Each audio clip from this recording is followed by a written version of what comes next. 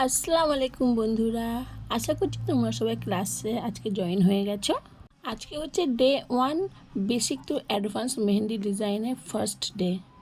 তো আমি এখানে মার্কেটিং মেহেন্দিটাই নিয়েছি এবং এর মধ্যে দেখতে পারো একদম মুখটা সরু করে নিয়েছি শ্যালো টেপ লাগিয়ে। সেই প্রসেসটা আমি তোমাদেরকে পরে দেখাচ্ছি কীভাবে করতে হয়।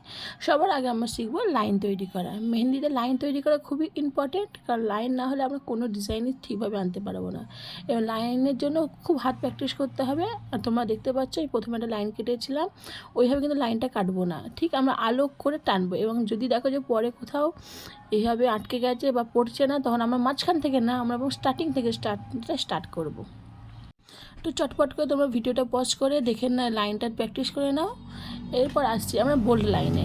বোল্ড লাইনে সেম প্রথমে লাইন করে রিয়েট করতে হবে। ফার্স্টে একটা লাইন, তারপর গ্যাপ দিয়ে দুটো লাইন একসঙ্গে করব। দুটো লাইনের মাঝখানে সামান্য একটু গ্যাপ দেব এবং যে বড় গ্যাপটা আছে সেই লাইনটা আমরা ফিল করে দেবো। এটাই হচ্ছে বোল্ড লাইন। নাও তোমরা চটপট করে লাইনটা তৈরি করে নাও। ঠিক আমি যেইভাবে করছি সেইভাবেই করবে এবং এটা ফিল করার একটা প্রসেস আছে। হয় তোমরা এইভাবে পুরোটা লম্বা লম্বা টানবে, আর তা না হলে আমি যেভাবে করছি দেখো এইভাবে টানবে, কিন্তু কোনোভাবেই দুটোর দাগকে একসঙ্গে মেশাবে না। মানে একটা ধরো এদিক দিয়ে একটা ওদিক দিয়ে করবে না, একটা সুষ্ঠুভাবে লাইন নিয়ে যাবে, সেটা দেখতে সুন্দর হবে। এবং যখন ব্রাইডাল বা কেউ যদি ভিডিও পোস্ট করে সেটা খুব সুন্দর লাগবে দেখতে, মেহেন্দিটা খুব সুন্দর ভিডিওটা উঠবে। যেহেতু আমাদের টার্গেট হচ্ছে ব্রাইডাল মেকআপ শেখানো, ব্রাইডাল মেহেন্দি শেখানো, তার জন্য তোমাদের একদম সুন্দর করে সুষ্ঠুভাবে লাইনটা করতে হবে। এবং তোমরা দেখছো বোল্ড লাইনের যে দাগটা মিটে গেছে সেইটা তোমরা খেয়াল করো না, কারণ আমার গাড়িতে বাচ্চা আছে খুবই দুষ্টুমি করছে, তারা এটা করেছে। তারপরে এসেছে ওয়েভ লাইন। ওয়েভ লাইন দেখো তোমরা এইভাবে প্রসেসটা করো, ফার্স্টে একটা লাইন টেনে দেবে।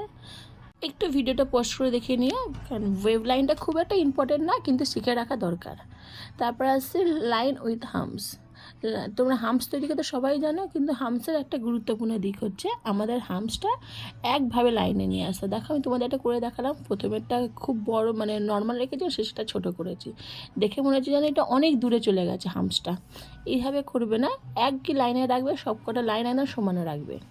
তারপরে এলাম আমরা স্পাইরাল। স্পাইরাল দু রকমের হয়, একটা ছোট একটা মিডিয়াম।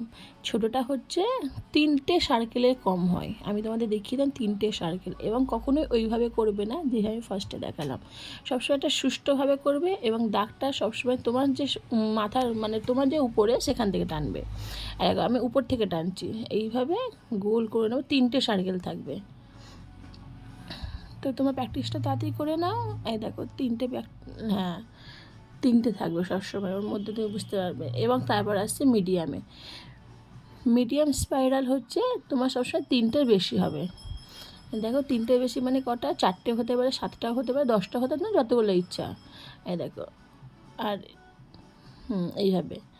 আর তোমরা এইটা নর্মালি আমরা যখন ফ্লাওয়ার করি সেই সেন্টারে দেওয়া হয়।